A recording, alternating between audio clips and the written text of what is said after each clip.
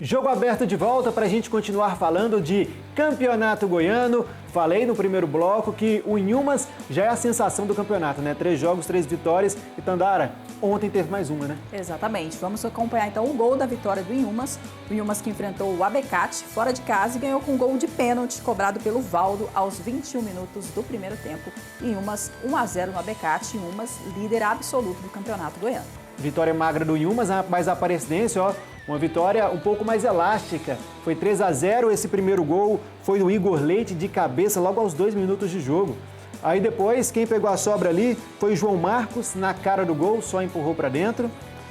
Esse jogo foi Aparecidense contra Jataiense. E para fechar, o Stefano Pinho invadiu a área do jeito que dava, foi ali na base da insistência, deixou a bola rolar no cantinho e fechou 3-0 para a Aparecidense. Bom, tivemos aí os gols da Aparecidense, mas o Goiatuba também entrou em campo ontem, recebeu o Anápolis e perdeu.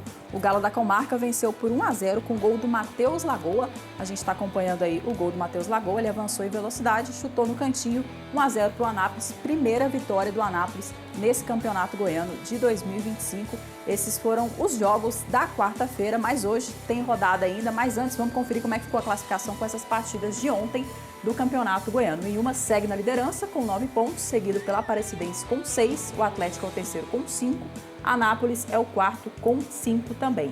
Goiás vem logo atrás com 4 pontos, Vila Nova também com 4 pontos, mas o Vila ainda entra em campo hoje. Jataiense é a 7ª colocada também com 4 pontos.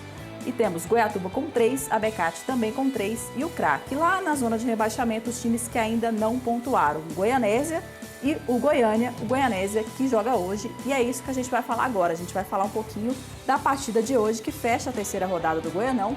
O Vila Nova recebe o Goianésia no Estádio Olímpico às 7h30 da noite. E a gente vai conferir como está a preparação das duas equipes.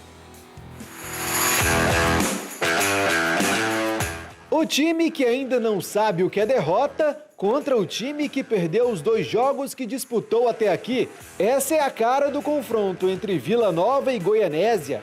Os números estão a favor do Tigrão.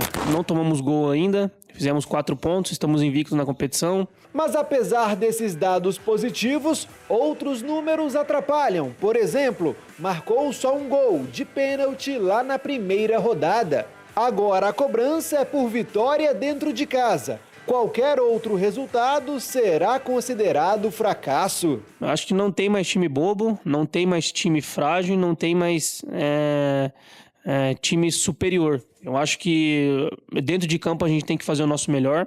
Eu digo que é obrigação porque a gente está jogando dentro de casa, nós vestimos as camisas do Vila Nova e a gente tem que conseguir os 3 pontos a cada partida, seja contra quem for, seja contra o Goianésia, no Clássico, enfim. A gente tem que conseguir a vitória, tem que entrar para buscar os 3 pontos, seja dentro ou fora de casa, mas respeitando sempre a equipe que vai vir. É verdade que no fim de semana já tem confronto contra o Atlético, mas isso não é motivo para diminuir o ritmo no jogo de hoje. Para chegar forte no Clássico, o bom resultado tem que acontecer nessa rodada e o assunto Atlético fica para depois. A gente tem que ignorar. Eu acho que a gente tem que pensar primeiro na partida do Goianésia,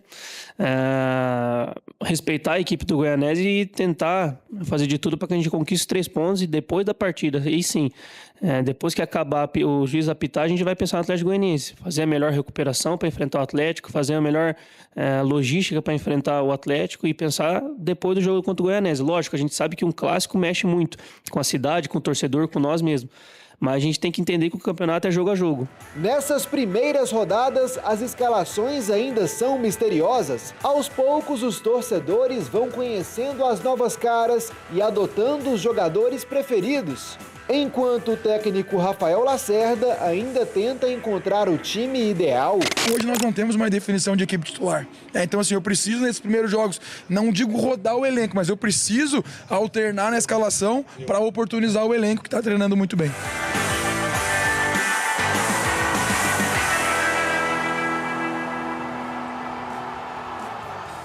Essa cobrança para cima do Vila Nova, porque é um time que sofre pouco, né? Não tomou nenhum gol, mas também produz muito pouco nesses 2 primeiros jogos. Uma pressãozinha aí para o técnico Rafael Lacerda administrar, porque talvez o Vila nunca tenha começado um campeonato goiano, nesses últimos anos, obviamente, tão otimista. Tem que responder esse otimismo agora dentro de campo.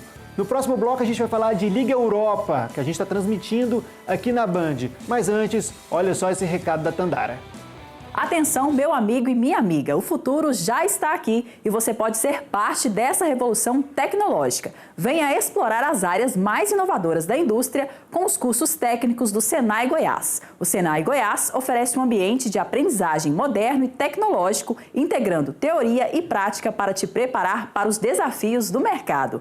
Com os nossos cursos, como técnico em automação industrial, manutenção automotiva, técnico em edificações, design gráfico e muitos outros, você poderá transformar sua carreira e garantir seu espaço no mercado de trabalho.